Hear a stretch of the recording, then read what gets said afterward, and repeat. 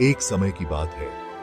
एक छोटे से गांव में रहने वाला लड़का राज को एक सुंदर सी लड़की की आदेश पर शहर में पढ़ाई करने के लिए भेज दिया गया। उसके जाने के बाद उसने कपड़ा साइल का काम धंधा करना शुरू कर दिया। एक दिन राज शहर के सबसे बड़े साइल स्टोर पर कपड़ों का खरीदारी करने गया। वहां पहुंचकर उसकी नजर एक दुकान में बेईमानी से छिपी लड़की पर पड़ी। उसकी नादान आदतों के कारण राज वहां भयानक खराब हो गया। वह अपनी ईमानदारी और अच्छाई की रक्षा करना चाहता था। नीतिवादी युवा राज ने अपनी मां के बताए तरीके पर चलकर बिना ज्यादा सोचे समय क्यों खराब नहीं करते हुए दुकानदार को एक चांदी का सिक्का छोड़ दिया और वहां से कपड़ा खरीद लिया। धीमी धीमी धुन सुनाई देती हुई लड़की अचानक अपने पिज्जा पानीपुरी स्थान पर दिखाई दी। वह राज की खराब हालत देखकर उनके पास आई और पूछा, आपके हाथ में क्या हुआ है? क्या मैं कुछ मदद कर सकती हूँ?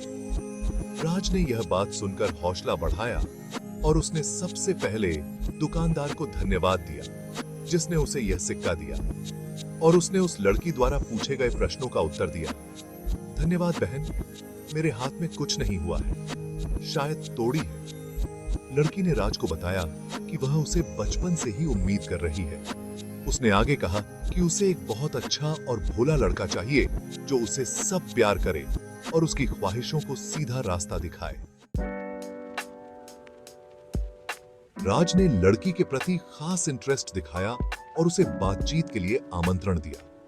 वे बहुत देर तक बात करते रहे और इस प्रक्रिया में वे दोनों एक दूसरे के बारे में अधिक जानने वाले हुए।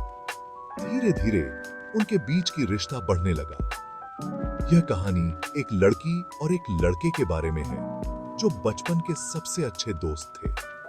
वे हमेशा साथ खेलते और कई अनुभव एक साथ जीवन के हर पहलू को साझा करते थे। जब वे बड़े हो गए तो उनकी दोस्ती भी और गहरी हो गई। वह एक दूसरे के साथ मनोरंजन करने, साथ पढ़ाई करने और सप्ताहांत में मार्गदर्शन करने लगे। एक दिन लड़के ने अपनी दोस्ती के कुछ अलग महसूस किया। वह हमेशा लड़की की तरफ देखने और उसके साथ हंसने खेलने के लिए तत्पर रहने लगा। इन भावनाओं को देखते हुए लड़की ने दोस्ती के बारे में भी कुछ अलग महसूस किया। वह अन्याय महसूस करती थी क्योंकि उसे लड़के के प्रति कुछ विचार होते हुए उसके साथ भोला बनाया गया था।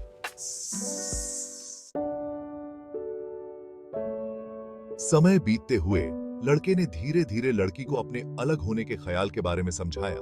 वह कहने लगा कि वह उसे खोने का डर दिखा रहा है और उसे यह भी दिखा रहा है कि उसके बिना वह जीने योग्य नहीं है। सुनकर लड़की बहुत खुश हुई और समझ गई कि उसे भी लड़के के प्रति उसी तरह की भावनाएं हो रही हैं। इसके बाद लड़के और लड़की ने अपने भावों को सामने लाकर एक दूसरे को बताया और उसे अपने असली प्यार का आदान प्रदान करने के लिए राजी कर दिया। बाद में उन्होंने अपने परिवार को भी अपने असली प्यार के बारे में बताया और वह विवाह करने के लिए इच्छुक थे। इस प्रकार लड़के और लड़की ने एक साथ विवाह किया और अपने सपनों को साथ मिलकर पूरा किया। वे अपने दिल की बात समय पर बताने के लिए बहुत खुश थे और उनकी प्रेम कहानी एक दूसरे के लिए प्रेरणा का कारण बन गई।